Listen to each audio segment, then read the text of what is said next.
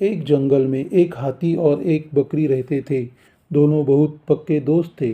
दोनों साथ में रहकर खाने की तलाश करते थे और साथ में ही खाते थे।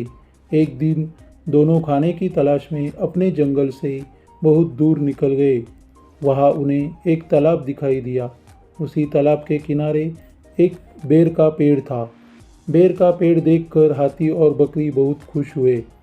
वह दोनों बेर के पेड़ के पास गए और फिर हाथी ने अपनी सूंड से बेर के पेड़ को जोर से हिलाया और जमीन पर ढेर सारे पके हुए बेर गिरने लगे।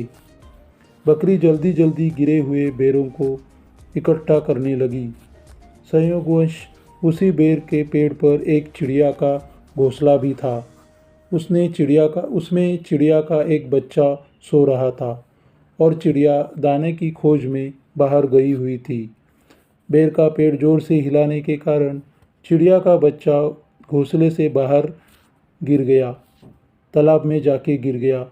चिड़िया के बच्चे को डूबता हुआ देखकर उसे बचाने के लिए बकरी तालाब में कूद गई, लेकिन बकरी को तैरना नहीं आता था। इस वजह से वह भी तालाब में डूबने लगी। बकरी को डूबता हुआ देखकर हाथी भी तालाब में कूद गया।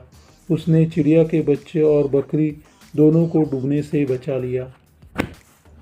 इतने में चिड़िया भी वहाँ पर आ गई थी और वह अपने बच्चे को सही सलामत देखकर बहुत खुश हुई। उसने हाथी और बकरी को उसी पेड़ और तालाब के पास रहने के लिए कहा।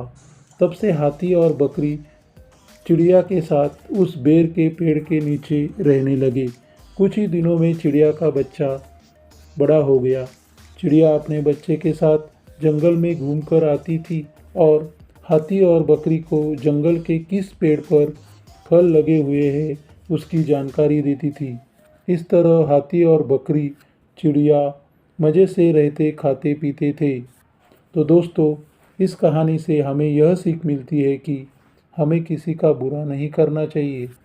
अगर हमारी गलती से किसी को परेशानी होती है तो उसे गलती को सुधारना चाहिए और मनमुटाव दूर करते हुए एक दूसरे की मदद करनी चाहिए।